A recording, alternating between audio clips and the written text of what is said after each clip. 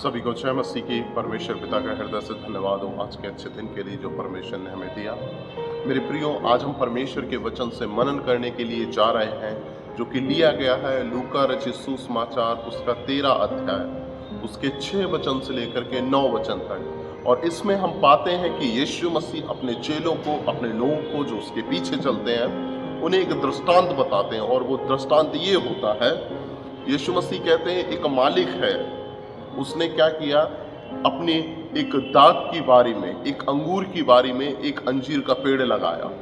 और जो माली था वो क्या करता था, उस पेड़ की देख रेख करता था।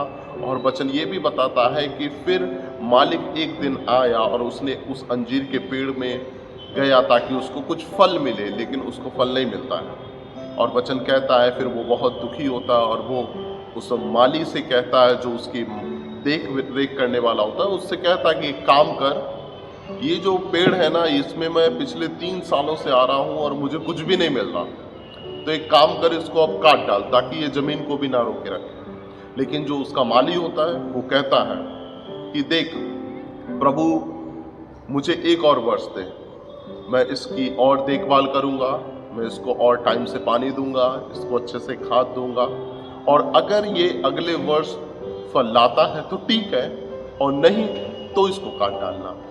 मेरे प्रियो, इस दृष्टांत के द्वारा हम क्या सीखते हैं? पहली बात हम इसमें ये देखते हैं कि देखिए, ये एक दाख की बारी है, मतलब एक अंगूर की बारी है, एक अंगूर का बहुत बड़ा गार्डन है। और उस अंगूर के गार्डन में, उस दाख के गार्डन में क्या हुआ कि वो जो मालिक है वो एक अंजीर का पेड़ लगाता है, और शायद वो अंजीर का पेड़ उसके लिए बहुत ज्यादा प्रेशियस होएगा। इसलिए जब हम बाइबल पढ़ते हैं तो उसमें लिखा हुआ है कि जो मालिक था वो लगातार जब भी उसमें आता था फल देखने के लिए, तो क्या होता था, उसको फल नहीं मिलता था, उसको फल नहीं मिल पा रहा था। लेकिन हुआ क्या, उसको वो फल नहीं मिल पा रहा था।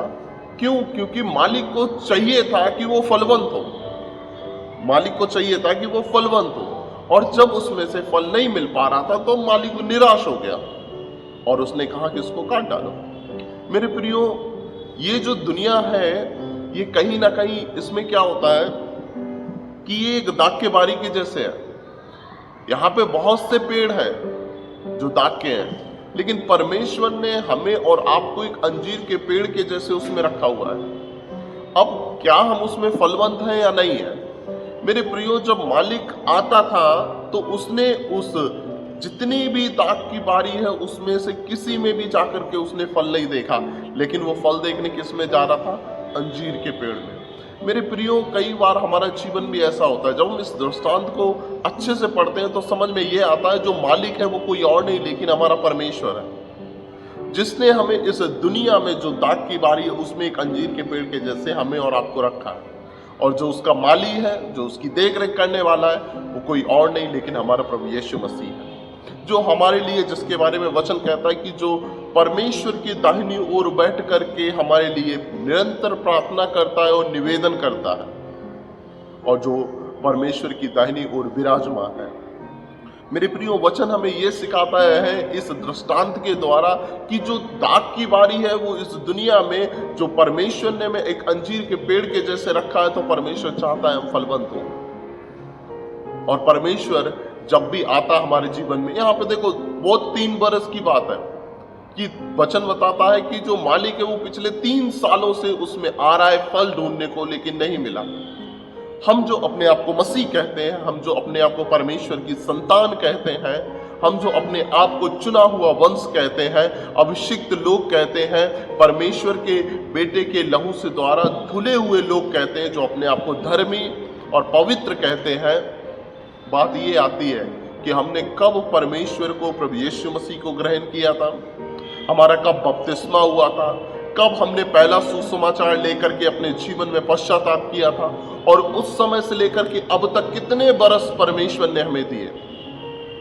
और जब परमेश्वर हमारे जीवन में आ रहा है, अगर आज परमेश्वर हमारे जीवन में आ रहा है फलों को देखने के लिए, तो क्या हमारे जीवन में फल है? या फिर जैसे उस अंजीर का पेड़ था, वो बाहर से तो दिखने में बहुत खूबसूरत लग रहा था, बहुत बड़े बड़े उसके पत्ते थे, बहुत ज़्यादा खूबसूरत था, लेकिन जब उसमें फल बिल्कुल नहीं थे। क्या हम भी एक ऐसे ही अंजीर के पेड़ के जैसे बन के रह गए हैं कि हमारे जीवन में अच्छे कपड़े हैं, अच्छा दिखावा है, बाइबल नॉलेज भी बहुत है, प्रार्थना भी कर लेते हैं, चर्च भी चले जाते हैं, दान भी दे लेते हैं, अच्छे कपड़े भी पहनते हैं, लेकिन क्या फल है या नहीं है? कई बार हम भी एक अच्छे मसीह होने का बहुत अच्छा नाटक करते हैं। लोगों को दिखाने के लिए हम हर संडे चर्च जाएंगे ताकि लोगों को पता चले कि हम एक अच्छे मसीह हैं। क्या हम ऐसे हैं? लेकिन जब वो मालिक नजदीक आया, अगर वो मालिक हमारे नजदीक आया और हमने देखा क्या इसमें आत्मा के फल हैं या नहीं है, तब हम क्या करेंगे? हमारे जीवन में इस पेड़ को 3 वर्ष तक वो मालिक आया और उसने देखा, उसको फल नहीं मिला। हमारे जीवन, मैं क्या बताना चाह रहा हूं, हमने कब यीशु मसीह को ग्रहण किया था? और निराशा की बात यह है, बहुत बार ऐसा होता है कि हमने यीशु मसीह को ग्रहण किए 10 साल, 20 साल, 50 साल, 60 साल भी हो जाते हैं, लेकिन हमारे जीवन में जब मालिक देखने आए तो पता चला एक भी फल नहीं। मेरे प्रियो, आज जब हम नए वर्ष में प्रवेश किए हैं, नए साल में प्रवेश किए हैं, मालिक क्या कहता है कि इसमें फल नहीं है, तो क्या कहता है? इसको काट डालो। और मेरे प्रियो, हम नहीं जानते हैं कि अगले वर्ष में क्या हुआ था। क्या जो माली था प्रभु यीशु मसीह था, जिसने उसके लिए अपना बलिदान दिया, अपना सब कुछ किया, उसकी अच्छी देख रेख की, उस पे अनुग्रह दिया, दया पे दया दी कि कोई बात नहीं, इस बार आप अच्छे से नहीं कर पाए, तुम्हारे लिए अनुग्रह है, कोई नहीं, मैं पिता से आपके लिए प्रार्थना करूंगा, वो आपको क्षमा करेगा। अपना आत्मा दे दिया, सब कुछ किया ताकि हम क्या करें? फिर से बलवंत हो जाए और नया फल लाए। इस वृक्ष के बारे में परमेश्वर नहीं बताता, वचन नहीं बताता है कि क्या हुआ। क्या वो अगले वर्ष फल लाया और बच गया, या फिर वो अगले वर्ष काट डाला गया? लेकिन मेरे प्रियो, ये एक बात हमारे और आपके ऊपर डिपेंड करती है। इस दुनिया में जब परमेश्वर ने मुझे और आपको एक अंजीर के पेड़ के जैसे रखा है, परमेश्वर को उन 1000 दाग के वृक्षों से ज्यादा हम एक अंजीर के पेड़ उसके लिए प्रेशियस है। और वो उन 1000 दाग के बाद जो पेड़ है, उनमें जाकर के नहीं देखने जा रहा है कि वो फलवंत है या नहीं है, लेकिन उसे मतलब मेरे और आपसे है कि हम फलवंत हैं या नहीं है, क्योंकि मैं और आप उसकी आंखों में बहुत प्रेशियस हैं। प्रभु यीशु मसीह ने अपने लहू के द्वारा हमें धुलकर के शुद्ध और पवित्र किया है, हमें अपना पवित्र आत्मा दिया ताकि हम प्रार्थना, वचन और दान और वरदान में बढ़े। मेरे प्रियो, जब यीशु मसीह हमारे लिए क्या किया है? हमारे लिए परमेश्वर से प्रार्थना किया कि प्रभु एक और वर्ष दे दो, एक और वर्ष दे दो, और मैं क्या करूंगा?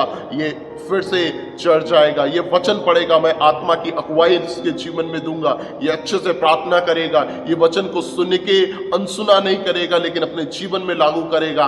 और प्रभु क्या करो, मैं आपसे प्रार्थना करता हूँ, इसके पापों को क्षमा कर दो, इसको फिर से शुद्ध और पवित्र कर दो। और मैं प्रार्थना करूंगा कि परमेश्वर ये इस वर्ष तो जरूर ही फल लाएगा, जरूर आत्मा के फल लाएगा। मेरे प्रियो, क्या हुआ जब वो समय आए कि जब परमेश्वर हमारे जीवनों में फल देखने को आए?